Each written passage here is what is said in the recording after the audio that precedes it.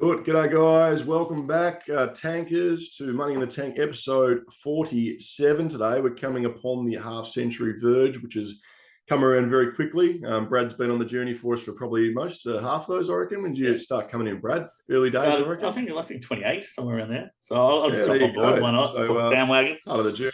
Yeah, bandwagon. That's okay. But it's great to have you guys back. We've got a ripper episode today lined up. So we're going to touch on a bunch of cool stuff today. But without further ado, let's do some intros. So I'm Joel Seach, Principal Advisor, Harpel FG, and we've got Bradley Tabone. Generalist startup guy. And you can see Adam, our friend down below there. We've got Adam Newton from Skyline Capital with his background there in display. So that might be a bit of a giveaway what we're here to chat about today, Adam.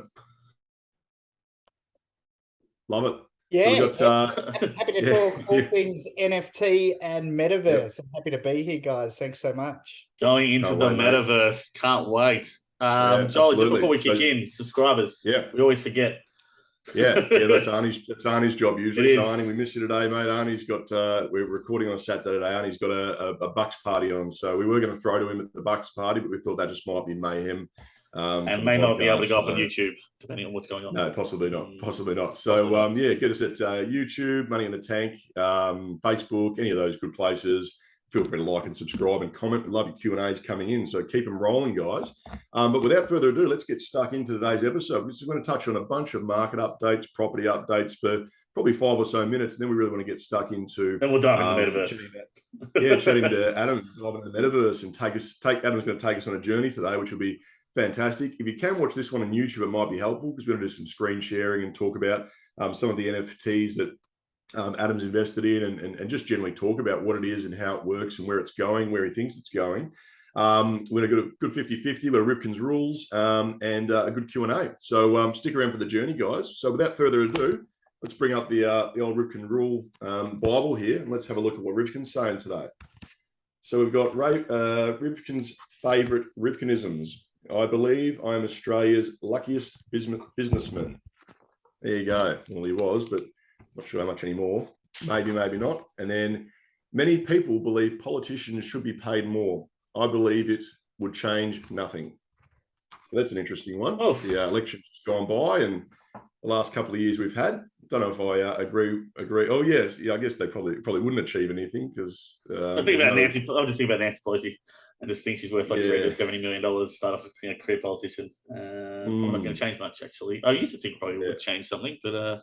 I don't know how much of an incentive there would be for them to perform any better by getting paid more, but who knows? Yes. So interesting couple of Rifkinisms there. But market updates today, I guess. So in terms of the latest goings on at the moment, Brad, so we've had a bunch of craziness that's happened on the market, and Adam, feel free to jump in with any areas would be the but UK bond market was the more interesting one this week. So give us a quick update on that. Yeah, basically you had the kind of finance chancellor in the UK going one way and their central bank going another way, and you had a bunch of pension funds as well, and kind of more the annuity pension funds that were selling into the bond market, and it created kind of like a very unstable. Let's just say when the government's going one way, the central bank's going the other way, and these massive sales of bonds into the bond market kind of stirred up a bit of a ruckus, and you saw the pound get absolutely killed over the last week. I think the pound versus USD to parity, I think, or just it hit parity. It hit near parity, but let's over the last 5 went down to I think pound seven, and so near parity, and the central bank. So this is the interesting bit. The central bank of the UK had to, if I'm not wrong, it was about £65 billion of basically artificial bond buying, printing money again. And so this is at a time that the UK economy's hit pretty hard. You got inflation running, I think, in the UK. Again, I'm going to say 9.5 from memory. And so this is the new government. You had Boris go out. You had Truss come in. It's been very, very interesting watching kind of it's kind of like a clown act, really, if the government and the central banks can't align themselves, because kind of if you're pulling you're raising rates, but you're giving tax breaks, and it's just not really running in cohesion. So that's what happens when the markets tank out. So have you found the markets the last couple of weeks, Adam, just in general? And Adam, for the listeners out there, Adam, you can tell us, you sort of do a bunch of different things in terms of your background. So I guess give us a quick background on yourself, Adam, and then also where you're seeing the market at the moment. Yeah, sure thing. So at a high level, I always have something kind of in property on the go from a development perspective, some kind of real tangible stuff. And is that like residential, or is it commercial, or what sort of?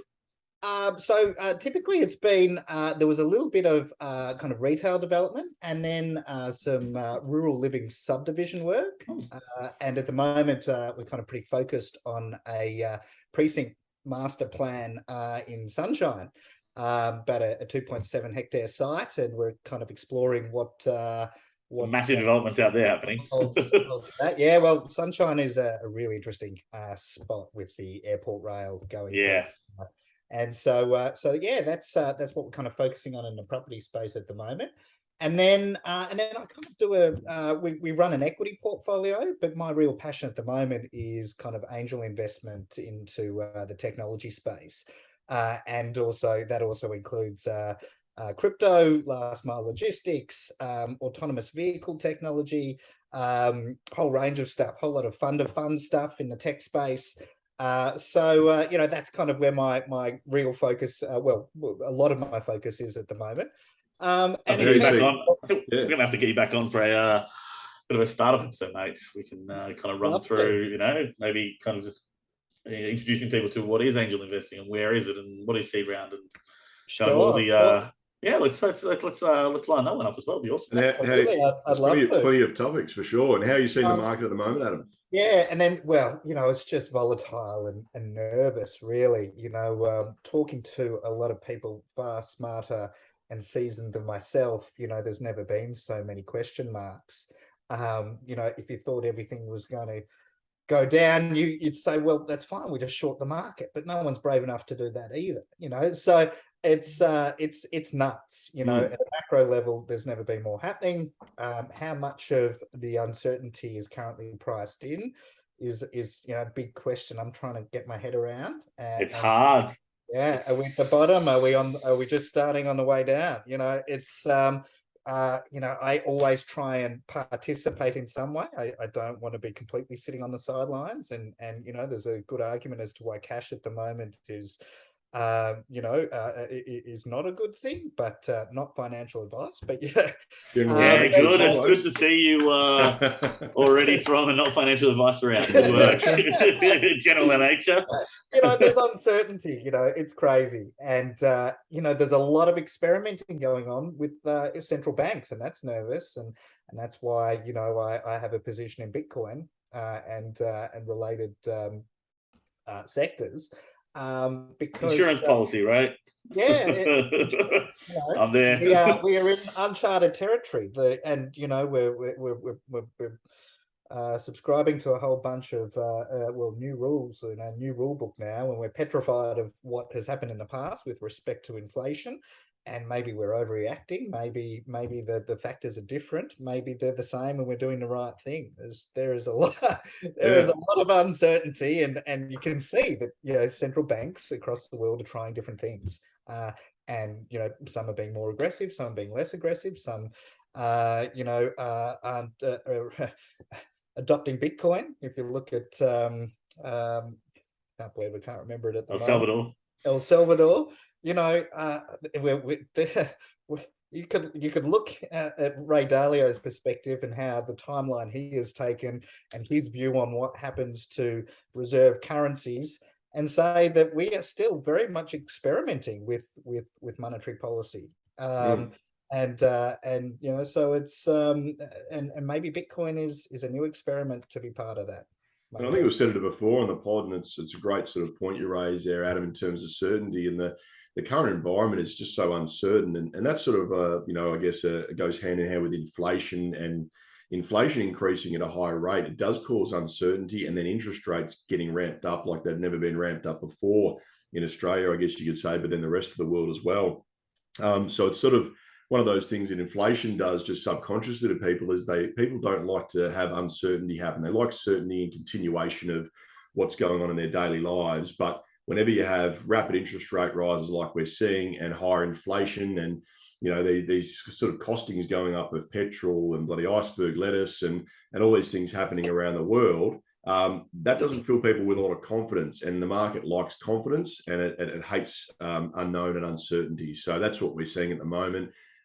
We've spoken about stagflation before, where we're sort of slowing economic growth potentially into recession whilst rising interest rates at the same time. So we've sort of got a bit of that on the go at the moment, although we've got low unemployment, and that's just a byproduct of what's going on in the environment and the borders closing up. So yeah, it's crazy times at the moment, and there's still more to unfold, I think. So I think there will be opportunity to survive, but yeah, it's just in general in nature, educational purposes only in the podcast, guys. But I think you hit them hit it on the head as well. Like immigration's firing back up with 290,000 a year, right? And so that will have some positive impacts on, let's just say some of the doom and gloom around housing and the rest of it. 290,000 people need housing. Plus 10,000 students per week, I believe. They're trying to bring back in. Which, I mean, there's a fair bit of student accommodation being built over the last couple of years with commercial builders, at least. But I'm just kind of, it's like this weird economy where you've got interest rates going up, you've got a lot of recession kind of, worldwide. You've got a lot of indicators now saying, recession, but then there's low unemployment, yet interest rates are up. It's I think, Adam hit it on the head, which is there's a lot of smart people that usually would have a bit of a playbook or a bit of an idea about kind of, where things should go or whatever. I don't know a person from London to Singapore, New York to Australia to anywhere that actually has confidence at the moment in knowing that whatever plan they're putting in place is, probably the right one. And usually like pretty, active investors that are generally back themselves at the moment are just not sure. Is it bottom in? Is it priced in? That's the biggest one is at the moment is it priced in? And we're in such uncharted times as well. And I shared that graph, the patchwork quilt a few weeks ago, which talked about like the last financial you've just had with your major asset classes like your US shares, international shares, Aussie bonds, international bonds, and cash. And then the hedge versions of those in that patchwork quilt. That's a 30-year period. And the only time it's ever happened in the last 30 years that the cash was the best performer was last financial year, out of those asset classes. And it performed the best at 0.1% because everything else was absolute dog shit. Everything else went negative. And it was from 2 down, everything went negative for, I think there's 8 asset classes. So cash was the best. And that's the only time that the second's been negative and the third's been negative all the way down to the 8th asset class there.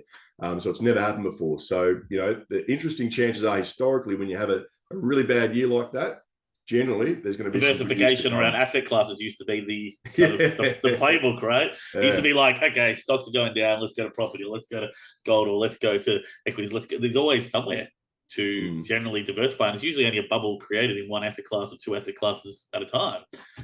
Whereas we kind of and here's a question for Adam off the cuff. Sorry, Adam, to fire one at you, but you mentioned before diversifying away and having an insurance protection with your crypto or your Bitcoin. But even that's almost been correlated in this downturn too, hasn't it? Like that sort of hasn't been correlated as strongly before, but it seems to be really correlated to the stock market recently. Yeah, absolutely, which is great. To me, that's a sign of maturity. Being seen as an asset class that is legitimate and that is correlated to markets and to tech. And so for me, obviously we don't like things going down, but it is absolutely inevitable in the cycles. I see it as a good thing, as a sign of maturity and legitimacy. Interesting. Previously, this would just be volatile and be going up and down, left and right, depending on the time of day and which way the wind was blowing. Now it's behaving in line with markets, and that's good. Okay. Well, you had the institutional buying of what? There was like 84% of all crypto bought between mid-2020 and the end of 2021 was institutional, right? And so I guess that was the changing of the guard in terms of, I guess, the maturing of the asset class. And that's why it's kind of aligned. Yeah, absolutely. So it's but there have been very few safe places to invest in. Maybe timber. Who would have thought that? Lettuce.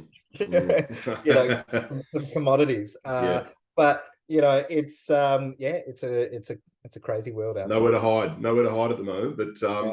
But let's dig into to whilst we're chatting. So that was a bit of a market update, and one of the other side notes, just as a news item, was I've spoken about the Queensland land tax before, and they just yesterday backtracked on that, which was a very funny and humbling type thing for them to do. Their treasurer, state treasurer, had this big grand plan to land tax people that are out of state investors if they have any other property around Australia. And then other states like New South Wales came up and said, well, we're not going to give you the information. So I don't know how you're going to be able to do that. And they ended up backtracking, which was it was a huge uproar for the past 2 months, because it's just unheard of, state-based tax becoming almost a federal tax. So which I think it was a smart thing in the end, because they're already under pressure with rental squeeze there. You would have had more investors selling out. So more investment properties, which are shelters for people, being gobbled up as principal place of residence, and an inane tax that was going to be so hard to implement. So that was quite a funny one to read yesterday, that they've finally succumbed to, I guess, reality and common sense prevailing. So, but not without them trying. So they're going to have to watch out for the Queensland state government, probably a bit like the Vic is. They're going to have to find that tax somewhere, revenue somewhere they need it. So it'll be interesting to see what they change tune to next. But yeah, without further ado, let's jump into having a quick having catch up with Adam today. So Adam, as you mentioned, you've got a bit of a background in a few different areas, but today we wanted to really, I guess, touch on for yourself and talk about your journey in terms of, I guess, what an NFT is and digital art in general, and covering off on how you got involved, and potentially sharing your screen as we go as well, to give some examples. And you can see, if you're watching on YouTube, on Adam's background there, he's got the Bored Ape, and I think there's an avatar there in the Time magazine behind, which I know we've spoken about many times before at functions. And then Disney getting involved in the space as well, and what we feel it holds for the future. So let's hand it over to Adam now. And Adam, if you wanted to, I don't know if you want to share screen now, or you're happy just to start off with, what you feel, an NFT is and digital art in general, and guess take us on a bit of a journey as to what your experience has been and where it's going. Yeah, sure thing. Absolutely. Well, my journey into NFTs really started with my my journey in crypto initially. So my journey in crypto has been an absolute roller coaster. And participated in Bitcoin back when it was about $400. I tried to find the biggest, most legitimate exchange, which was called Mt. Gox. How did that end up?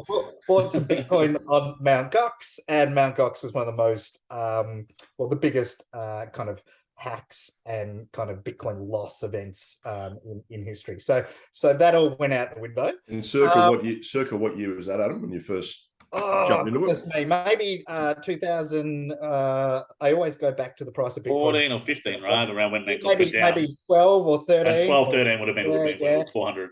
And then, I think prior to that, actually, I was mining Bitcoin on my laptop, had no idea what I was doing. I was just watching this thing click along, and then kind of got a new laptop and forgot about it, and then threw that laptop out, and there was maybe like 20 Bitcoin on there, and it was like, just, oh goodness me, this is twice I've just lost in the space. Let me just kind of mothball this for the moment.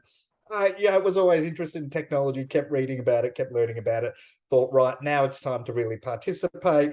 And so it was probably 2016, 2017 when I really kind of took things a little bit more seriously, put some disciplines in place, took a diversified approach, because it was absolutely the Wild West, and there were some winners and some losers, but I haven't looked back. I've been participating in the space ever since.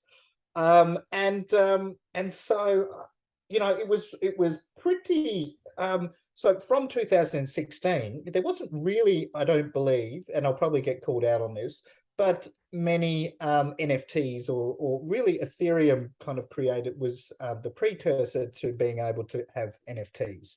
And I'll go into what NFT is in a minute, but from my understanding, really the first legitimate kind of well-known NFT was CryptoKitties. And what an NFT is, right, is it stands for non-fungible token. And to kind of give you a bit of an example what a non-fungible token is and how that differs from other tokens. So if you own a Bitcoin, Joel, and I own a Bitcoin, our Bitcoins are pretty much the same. And that means they're fungible. You know, if I've got a $1 coin, you've got a $1 coin, we've both got $1 coins, they're both the same. Non-fungible token is when you've got these digital tokens and yours is completely different to mine. And if we kind of relate it to the real world and we say, right, we both own artwork, but you own a Monet and I own a Van Gogh. They're both pieces of art, but they're two completely different pieces of art. And so all of this is possible due to blockchain technology, but I prefer to call it decentralized ledger technology, because that's what we're talking about, decentralized computer networks that are coming to consensus on a particular ledger of various transactions.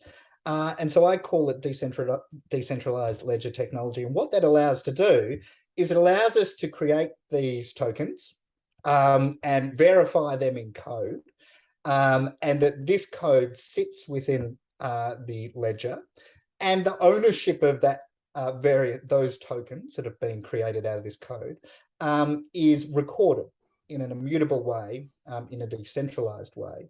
And so what that has meant is we've ended up with what I refer to as digital property, right? And previously you'd have like a JPEG on your computer, and you could argue that that's digital property. But there was never really a way to record the ownership in a digital immutable way. And this is what decentralized ledger technology has allowed us to do. And with that digital property and the fact that we can record the ownership, I can then transfer that ownership, and we can then verify that I transferred something from my custody to your custody. So there's a transaction record behind it, similar to your crypto, where one ownership has been for one day and then you've transferred it across, and the ownership then has gone to someone else. And are they held on cold wallets as well, like crypto? Is it a similar type methodology there? Yeah, so one of the biggest and in my view best tools for custody of NFTs is MetaMask, which is a fantastic browser extension that allows you to have custody. And you can have custody of those either on your desktop within MetaMask, or you can connect a cold wallet to your MetaMask, and the MetaMask acts as a bit of a bridge for the transaction. And so, yeah, I always recommend anyone in this space to be getting familiar with cold wallets and getting familiar with MetaMask, and absolutely kind of using that for your custody solution for your NFTs. So yeah, you're right. You've got a wallet, and I transfer it from my wallet to your wallet.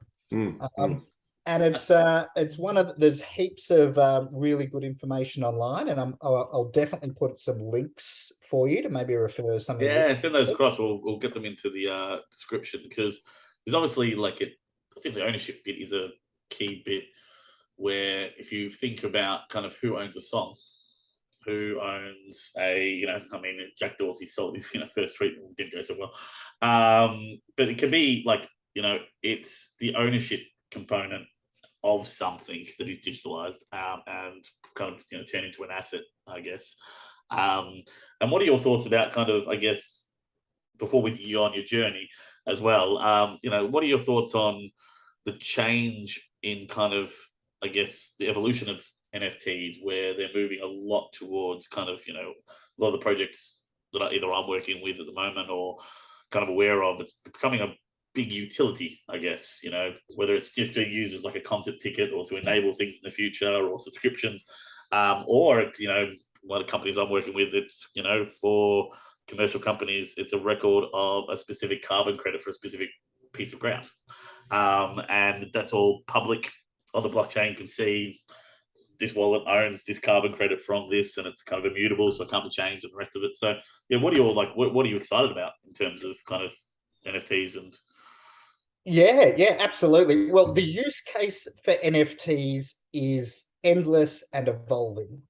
And one of the things that was super interesting was I was in New York earlier this year at an NFT conference, and I was listening to one of the VPs of Ticketmaster talk about how, and I've got 100 million customers globally, and talk about how they're not even trying NFTs. They are just simply adopting it into their ecosystem, period. And so what will happen is when you buy a ticket to a particular concert, you will also be able to be issued an NFT. And that allows them to do some interesting stuff that you haven't been able to do that easily before.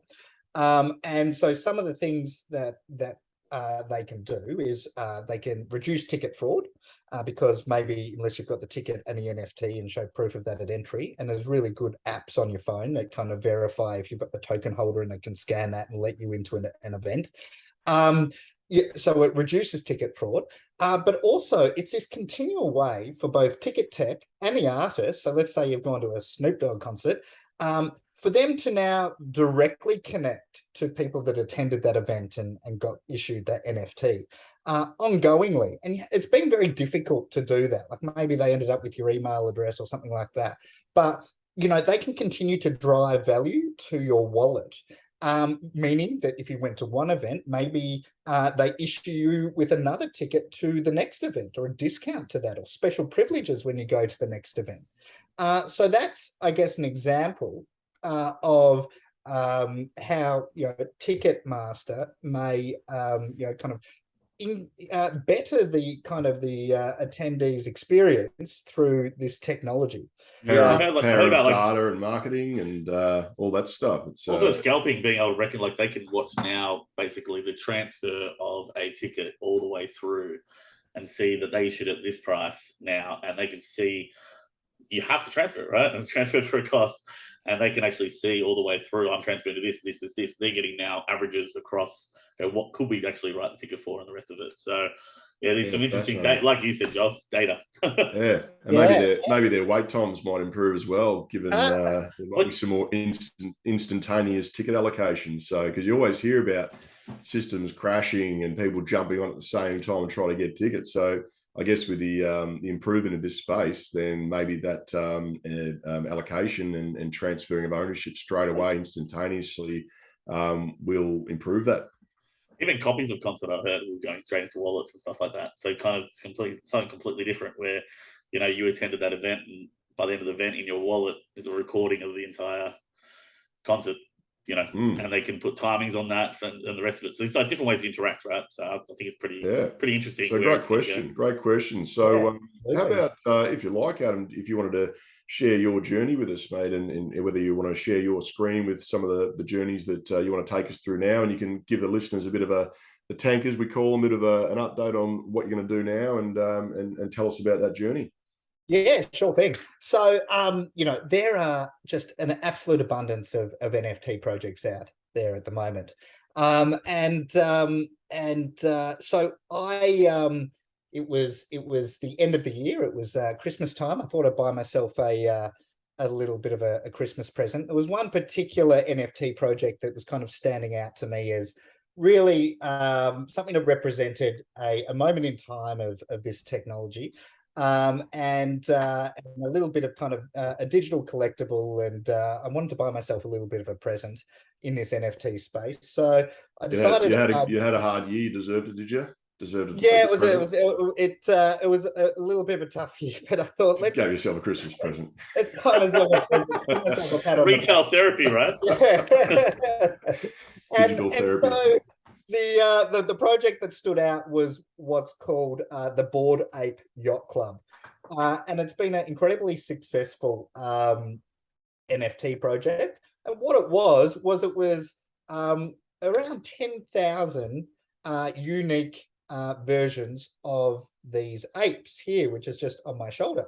And so a lot of people would have seen the Bored Ape, I think, and if you're watching on YouTube, obviously you can see it too. And I guess the 10,000 unique, and that's where you mentioned before the non-fungible. So they're they're all unique. They're not all the same Bitcoins. They're not all the same NFTs. Well, they're created by coding, right? So the variables. Actually kind of, it was put into a random generator, and you can actually verify the randomness of the code. And out came 10,000 different versions of these animated apes, and some had really common traits, some had really rare traits. In the kind of the digital art space, and in this what's PFP space, profile picture NFTs, which is what one of the apes is, where it represents an animal or a person or an avatar or something of that nature. What drives a lot of value sometimes is the rarity of their individual traits. So there are some common traits, but those that have got, one of one, or like, one of 10 out of the 10,000 traits is usually what drives value. And then there's also traits that are just appealing, and so they can sometimes drive value too in this PFP NFT space. But for me, I wanted something that had BAYC on it, which stands for Bored Ape Yacht Club. And I wanted one that had a spacesuit on it, because we're going to this new frontier of technology. So I bought one for myself, but I'd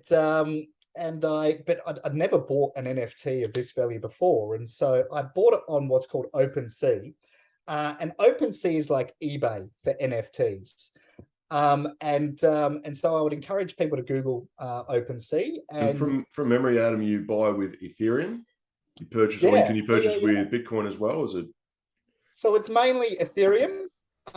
There's you can now buy Bored Ape Yacht Club NFTs with ApeCoin, and then there's wrapped Ethereum as well, which is a little bit of a derivative of Ethereum.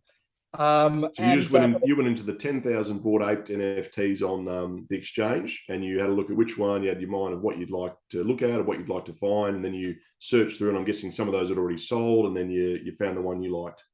Yeah, absolutely. That's it. You can go on this platform, you can search by particular traits. So I searched by spacesuits, and you can see all the ones for sale. And then you can either put in offers, or you can, or someone might have a buy now price, and you can do the buy now price.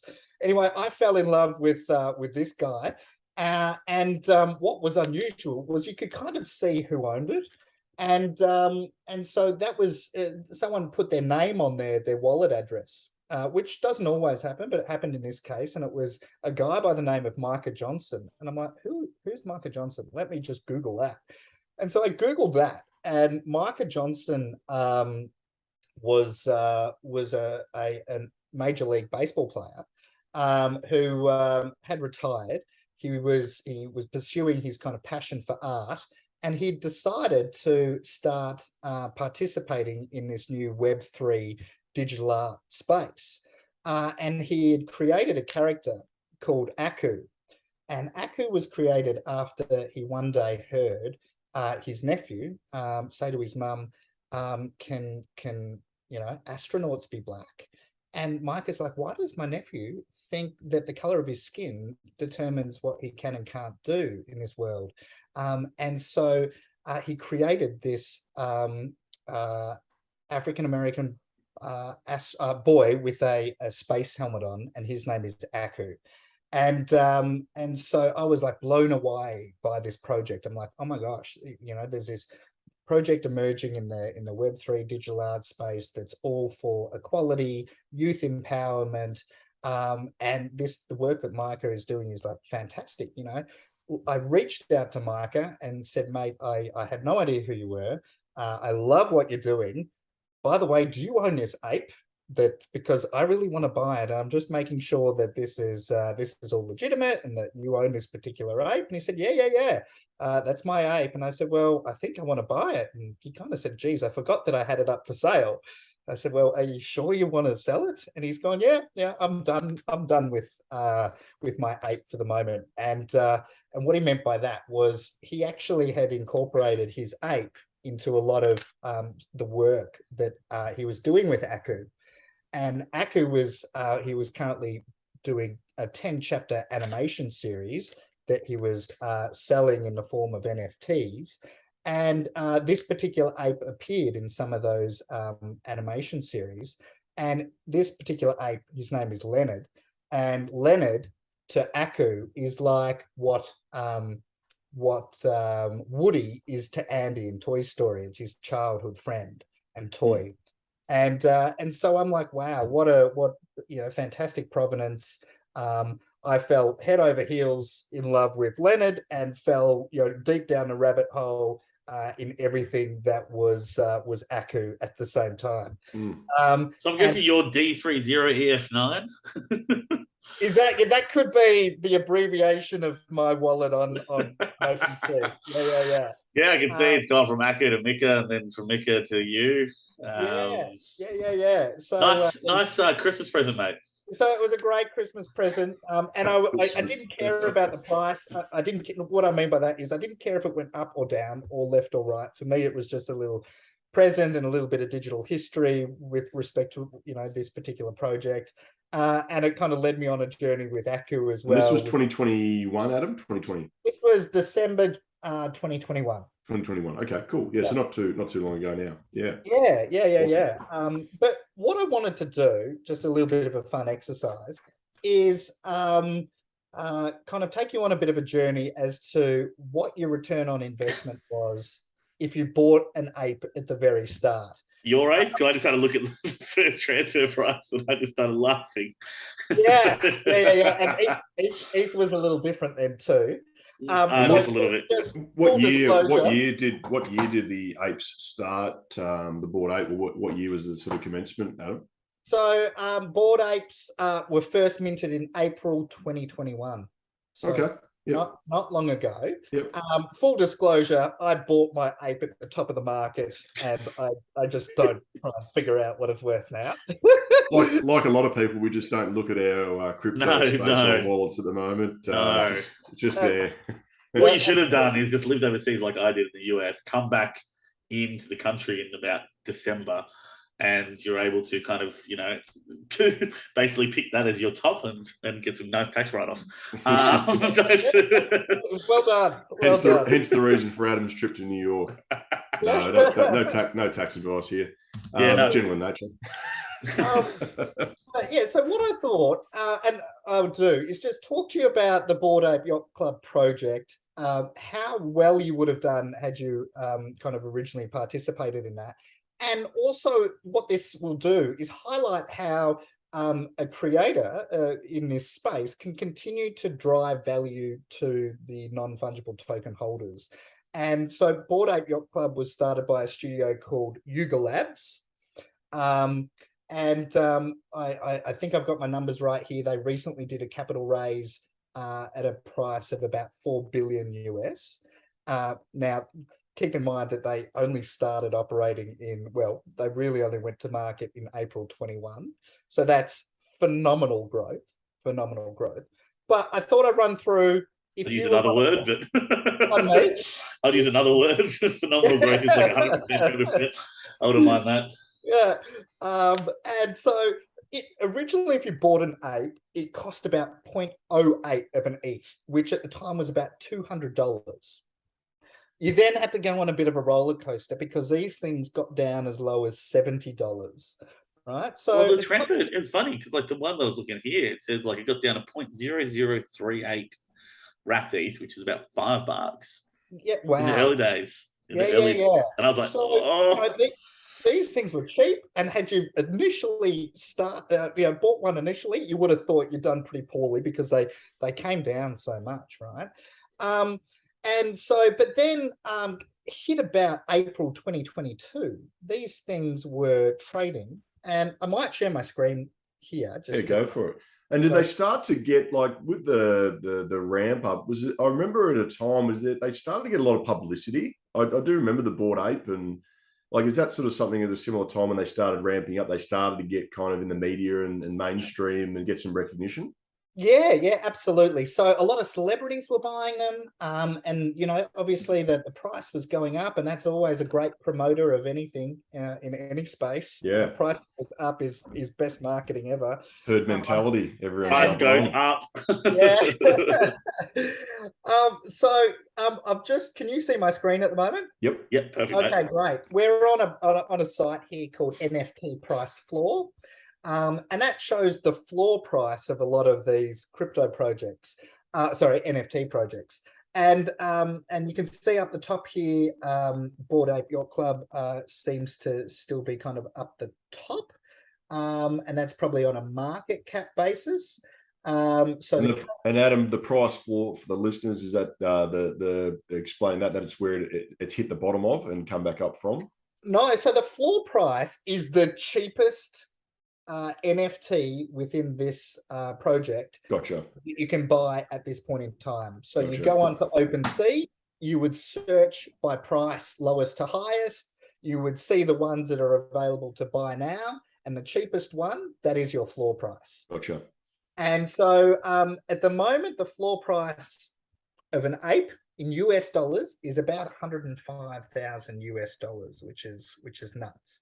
But you can see here on this graph that 1st of May 2022, the floor price, so the cheapest ape you could buy, was 408,000 US dollars, which is just mental, absolutely mental.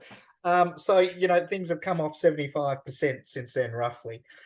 So whoever bought then is probably doing what I do and just not look at the price. And you got 76 sales on that day and $35 million roughly of trades. Yeah, correct. So that's pretty good volume for a project that's been around for a year at that point in time. And seems though, like what OpenSea volumes have gone down 99%. Basically, your Bored Apes are still kind of, if you look at the volume, there's still a lot of, not as much obviously as previously, but your volume's still $500,000. I know it's not obviously up at the 50 mil range, but I mean, it's still compared to a lot of the other projects, obviously that have been hit pretty hard. Yeah, we can see here the volume in the last 24 hours is about 500,000. There were 5 sales. If we look at CryptoPunks, another incredibly successful NFT project, it's done 1 million. Mutant Ape Yacht Club, I'll go into that in a minute, but that's a derivative of Bored Ape Yacht Club. These are chunky volumes for what are essentially startups in a downturn market as well, right? In a rubbish market, yeah, absolutely. But I just want to run through this kind of little journey of what would happen if you had bought an ape. So let's say we bought one for $200 back in April 2021. I spoke before about how the creators can continue to drive value to the NFT holders. And how they do that is through what's called an airdrop. And an airdrop is basically them being able to see everyone that owns an ape and them saying, right, we're going to send everyone who owns an ape another token.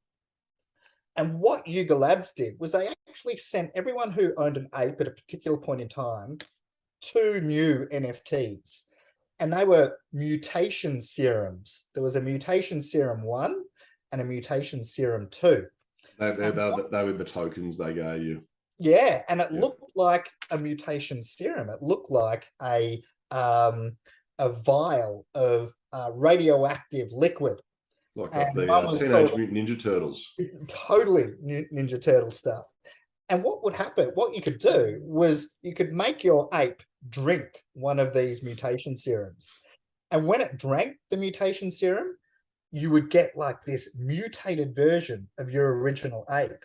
So if I click on Mutant Ape Yacht Club here, and we'll go to them on OpenSea, you will see just these really funky mutated versions of these apes. And you got 2 of these serums, right? So you could do this twice. And these apes themselves were trading at significant prices.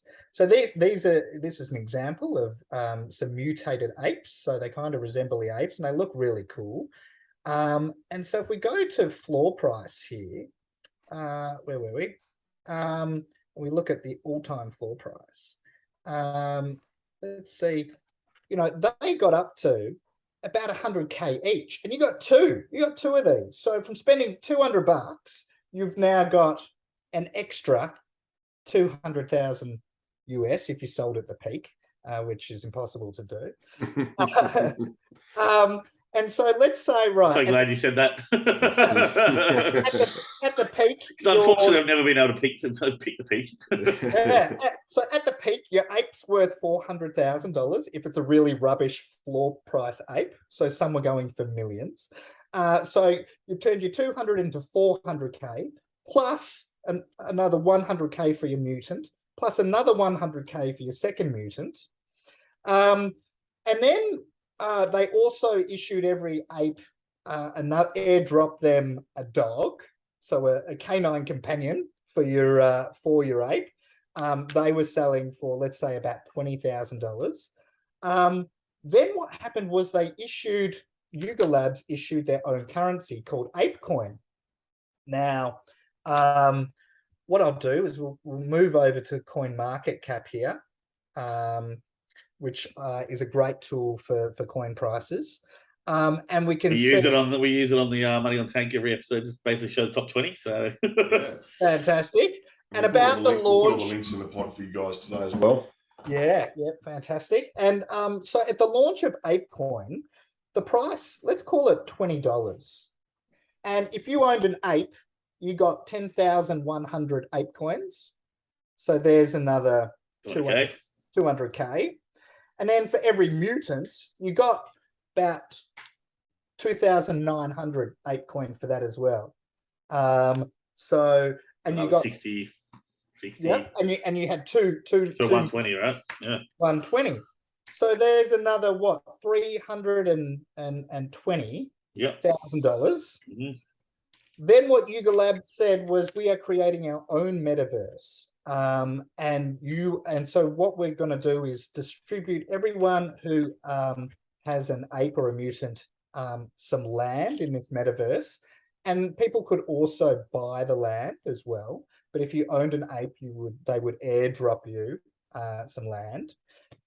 And so this so let's say you've got three apes, you were going to get 3 titles of land. And let's just have a look at we'll go back to NFT price floor. And this land is under the title Other Deed for Other Side.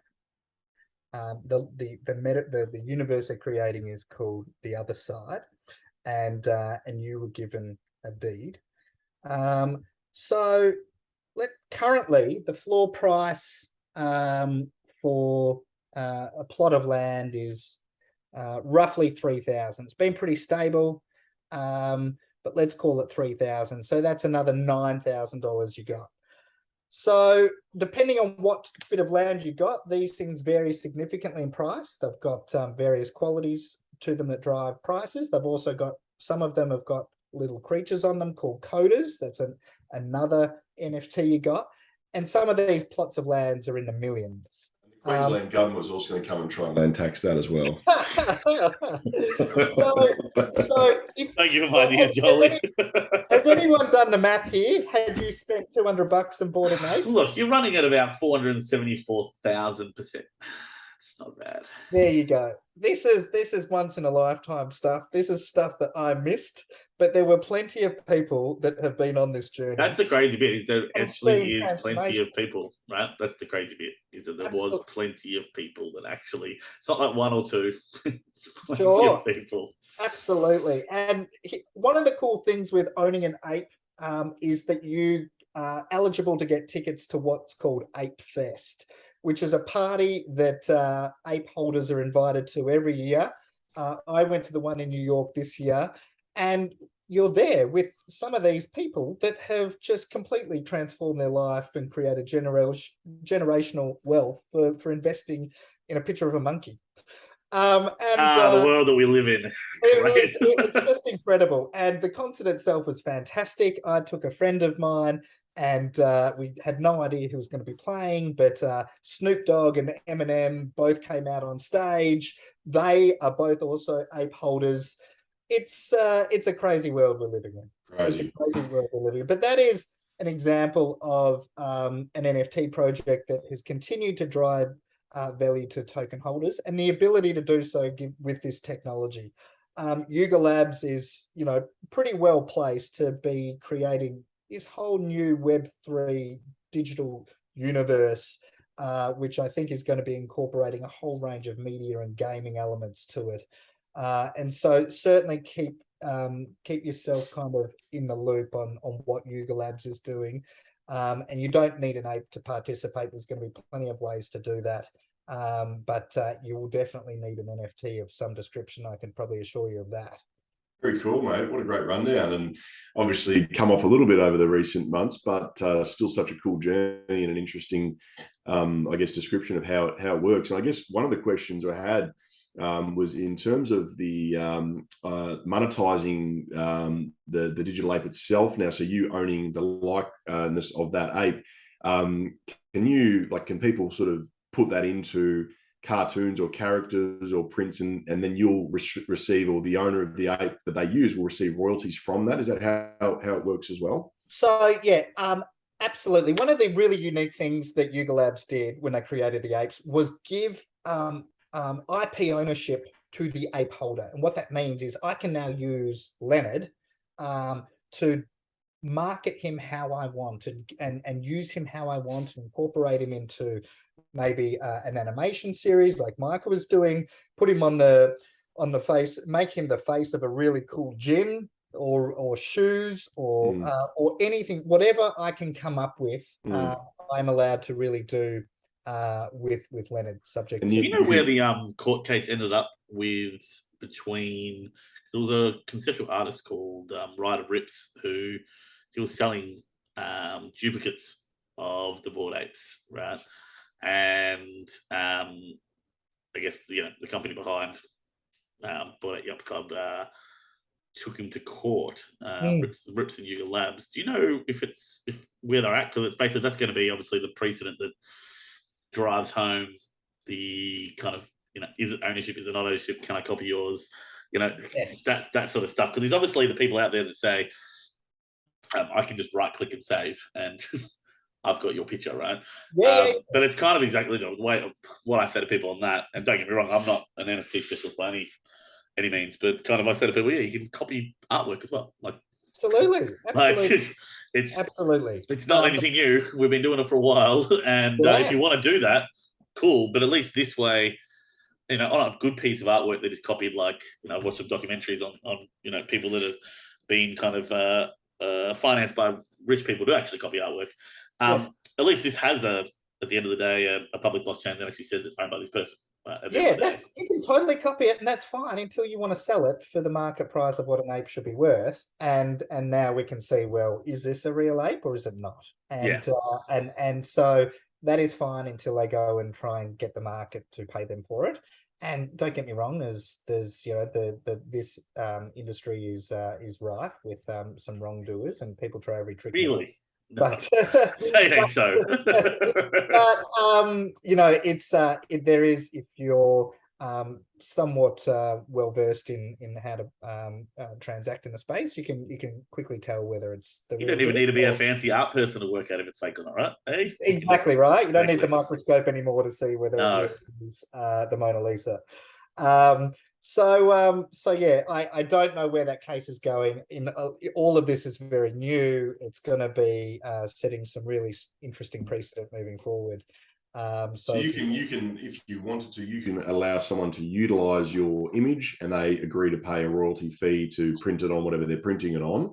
But that's how it should work. So you can enter into commercial arrangements to utilize your NFT. And so an example of that was a clothing company wanted to display a whole range of apes, and we were going to loan our apes to them to have them on display under a commercial arrangement. And that's all new stuff.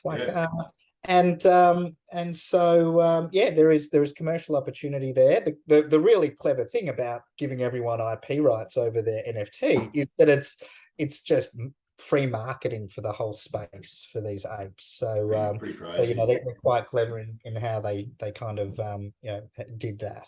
Sorry, Golly, the one questions. You go, mate. I was going to just go about one of the big things in the NFT space that's just happening at the moment is the launch of Christie's new NFT platform. So Christie's, in terms of the art sellers of traditional art, they just launched their Christie's 3.0 auction house, new NFT platform allows sales to be conducted entirely on the blockchain now. So Christie's are now getting involved in digital art. It's pretty interesting. Absolutely. Which is crazy because you think about like your Christie's is like your ancient old kind of, selling your Monets and Picassos. These auctions, yeah. Yeah, and the auction house. And now they're kind of getting involved in NFTs. So. Absolutely. It's just another tick in validation of this space and the technology. And Christie's have been actually really proactive in the space. In fact, they when Aku was doing animation series, they were selling various NFTs of Micah Johnson and Aku.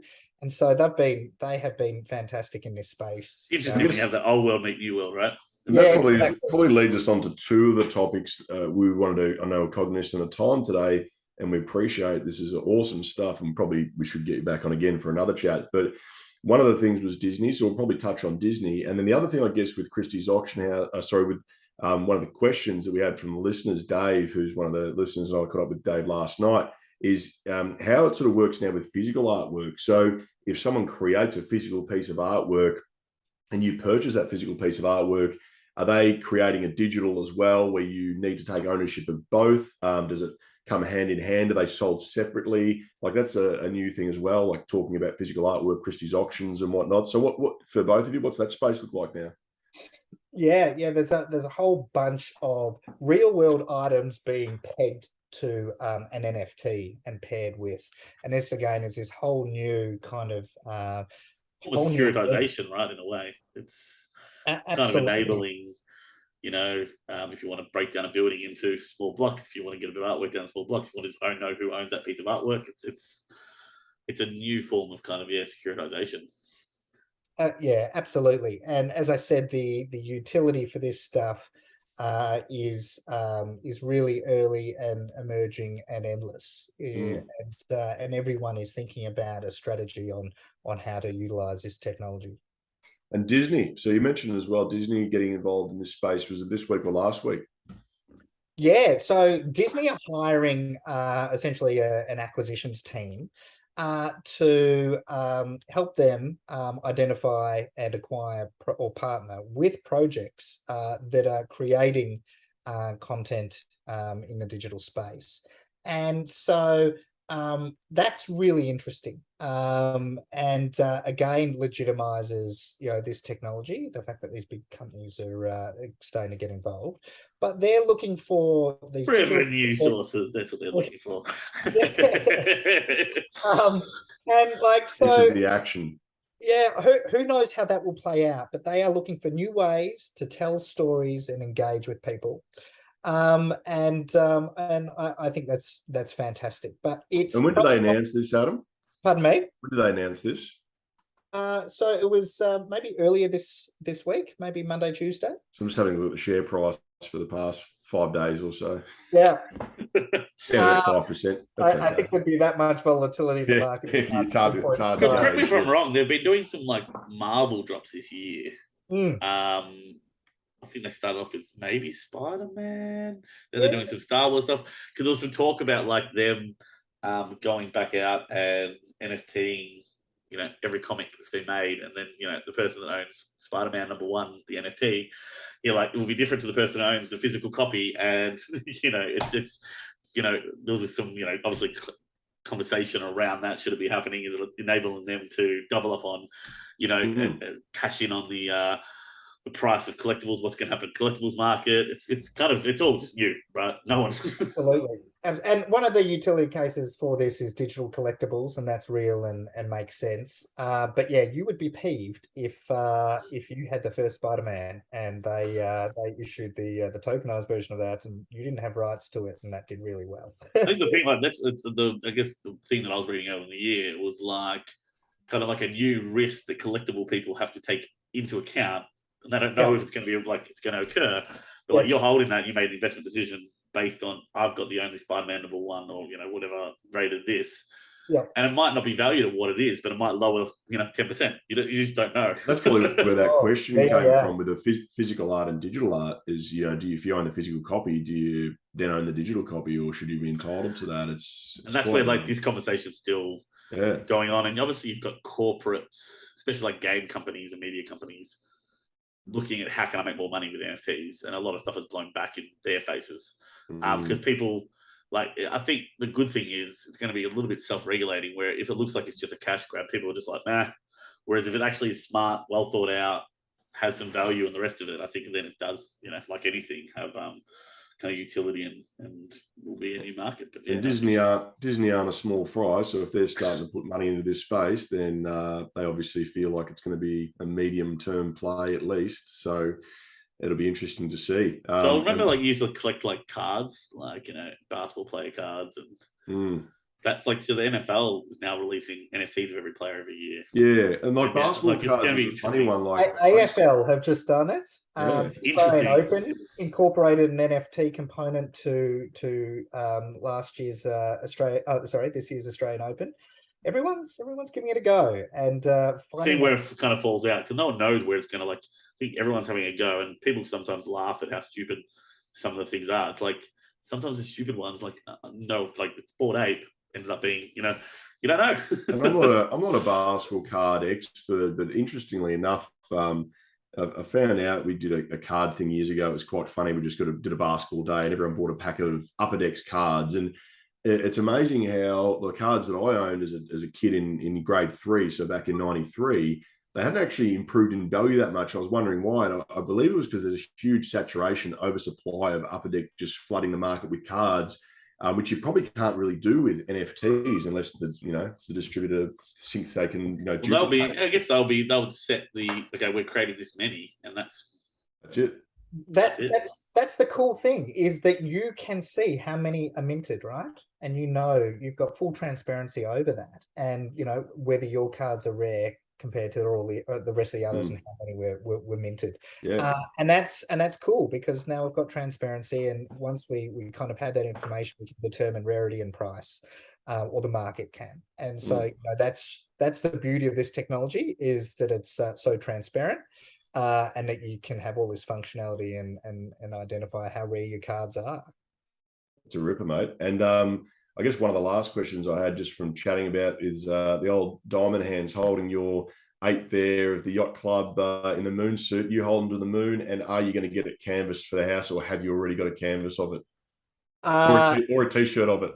It's already been canvassed. Yeah.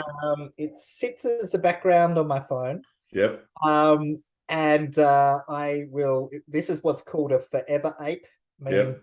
I will keep it forever. You're there forever. Yep. You're going to be going to the eight parties, and I want to go back and see Snoop. Yeah, but I bought it as a bit of a a memento, a bit of a digital collectible, a little bit of and so I'll hold on to it. Should have bought 2, then I could have sold one but I couldn't afford that. Yeah, crazy. And just, I guess what I haven't touched on is, so Aku, which I kind of spoke about earlier, the big news there was that it featured on the cover of Time magazine in their article Into the Metaverse. So this was August, front cover, Time magazine, history-making stuff of all of the NFT projects and metaverse projects. They chose Aku for some of the reasons I touched on earlier, its message and its aspirations to participate in this space. And so it was big news for the industry, huge news for Aku. So definitely, again, keep your eyes posted on that. They're pretty cool. They're pretty cool little characters as well. I don't know if you have them up on your screen there at all, Adam. The Akatar, are they Akatars or are they Akus? And Akutars. So if you're interested, you go to I will share my screen one more time. You go to OpenSea, they're Akutars. Yeah, and they're pretty cool. They're a pretty cool character. They got all the obviously the different colors and whatnot, and different values. And I believe they're the same sort of purchasing through Ethereum or whatnot to buy them as well, using Ethereum, I should say. Yeah, so you would set up your MetaMask. You would load it up with some Ethereum, which is easy to do, and then you would jump on OpenSea, and you'd connect your wallet, and then you're on the equivalent of eBay for NFTs. And you can see here, these are absolutely beautiful, pretty cool NFTs.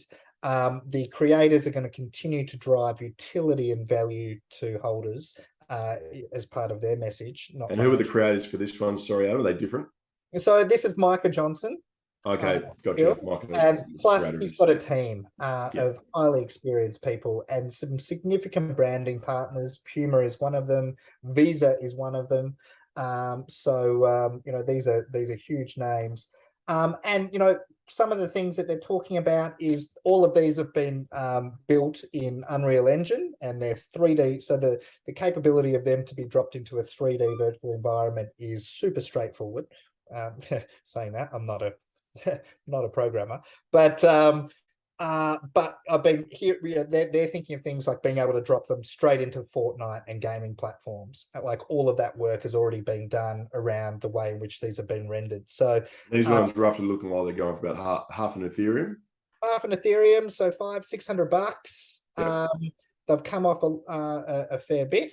You know, there are real people doing great things, building a real business in this Web3 industry. So it'll be interesting to see how they perform over very, time. very, very early days. That's why Very early days. Like it's kind of like, you know, 1998, 2000 internet days. Yeah, we're a dial-up here, right? Yeah, we're on like 33K modems. We're not even on 56K modems yet. So, correct. Yeah, love it. And Brad, did you have anything to wrap up with Q&As for Adam in this section here? Nah, like covered it. We loved it. I kind of the dialogue and the conversation covered. Yeah, 100%.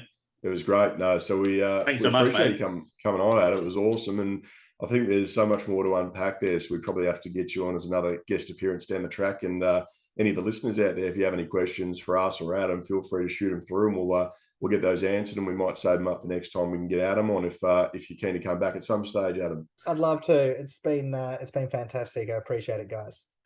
No, we loved it. Awesome. So now this part of the section we get onto with the podcast is the 50-50 section. Now, I'm not sure if Adam's familiar with this, but 50-50 means is we've got so many choices in the world with investment choices, as we've spoken about today, but we've also got real life choices too. So 50-50 is all choice, and it's all about what you choose to do in life. And one of these today that we've made up is, it's usually food related, but today I've done a school holiday theme. So Brad, no kids for you, but you can still play a part in this 50-50 today, mate. But thanks, it's, buddy.